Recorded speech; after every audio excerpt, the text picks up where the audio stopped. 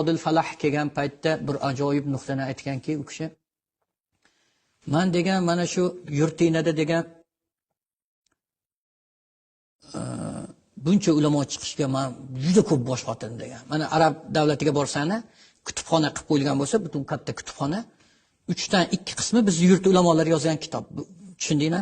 Qadimgi o'sha mo'tamad kitoblar hammasi Buxoriy, Samarqandiy, Shoshiy, Toshkent degan Shoshiy. Marg'inoniy, Nasafiy qarshi. Xorazmiylarning kitobi hammasi. Tushunyapsizlarmi? Butun mu'tamad, e'timod qilinadigan, suyaniladigan kitoblar o'sha bizning yurt ulamolarining kitobi. Nima bu? Bu yurtni tuprog'imikin, havosimikin, suvidamikin, men juda bosh qotirdim. Bosh qotirib, oxiri topdim buni javobini deyapti. Bilsam ayollarida ekan deyapti. Imom Buxoriyni onasi ko'zi ko'r bolani ertalab ko'chaga olib chiqar ekan. Kim bomdodga ketayotgan bo'lsa qo'shib berar ekan, men bomdodga olib boray. Qo'lidan yetaklab ikkita o'g'lini olib Makkaga ilm olishga tashlab kelgan ayol kishi. Tasavvur qiling, tuyada. Agar tuyasi bo'lsa eshikda. Demak, bu yurtni ayollari kuchli bo'lgan. Haqiqatda kuchliligini hozir ham isbotlasa bo'ladi. Hozir o'sha tuyg'u bor-ku, bolasini olim qilaman, boshqa qilaman degan tuyg'u. To'y qilishga o'tib ketib qolgan ayollarimiz. Dunyodagi eng kuchli va eng qimmatbaho to'yini bizning yurt ayollari qilyapti. Bunaqa to'y hech qayerda yo'q. O'sha to'yga to'y qilish, boshqa qilish degan narsani yana ilm bolamni kelajakda kuchli, zabardast olim qilaman degan narsaga o'zgartirib qo'yilsa, yana yurtimizdan ulamolar yetishib chiqaveradi. Hamma gap ayollarimiz degan. Men bir hikmat keldi, tarjima qilib qo'ydim. Nimaga degan qadimda bobolarimiz buyuk shaxslar bo'lgan deyilganda. Sababi degan.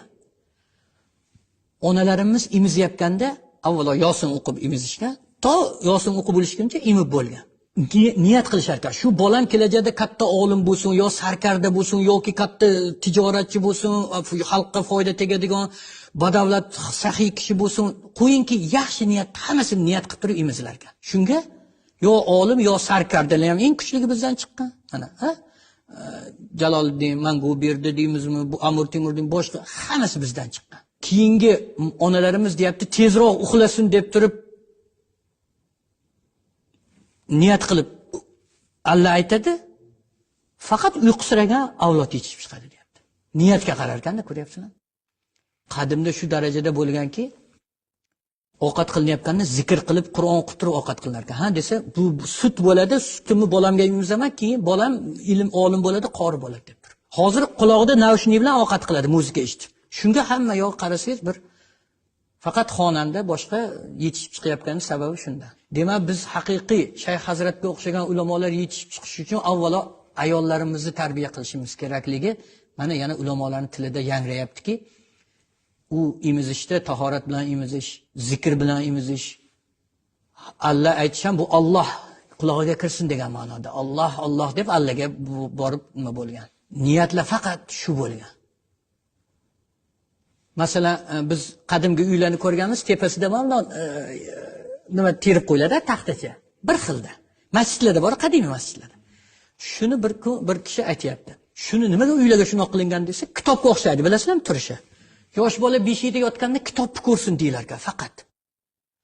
Kitobga muhabbati uyg'onsin deylar ekan. Agar hozirgi payt rivojlanib, unga naqshlar qilsa, xuddi naqshli kitoblar bo'ladi-ku, o'shanga o'xshaydi. Ko'ryapsizlarmi? O'zi binolarimizni qurilishi o'zi shunga qilingan. Mana masalan, Buxoroga borsak, qadimgi masjidlar butun hammasi baland qurilgan. Uylar kichkina. Isitish imkoniyati bo'lmagan, yorug' qilish imkoniyati bo'lmagan, to'g'rimi? Lekin qurilavergan. Nimaga desa, mana bitta inson uydan gunoh qilyapman deb niyat qilib shunday chiqsa, oldidan birinchi minora yo masjidni ko'rsa, darrov orqaga qaytar ekan. Gunoh qilish niyati qaytar ekan inson. Bitta azon aytib yuborilsa, azonni shayton eshitmaydigan joygacha qochib ketadi. To ovoz yetib bormaydigan joygacha. Azon yangrab turgan joyda shayton bo'lmaydi. Demak, Imom Buxoriylar yetishib chiqqan muhit shunaqa bo'lgan. Etti gunoh ham bo'lmagan.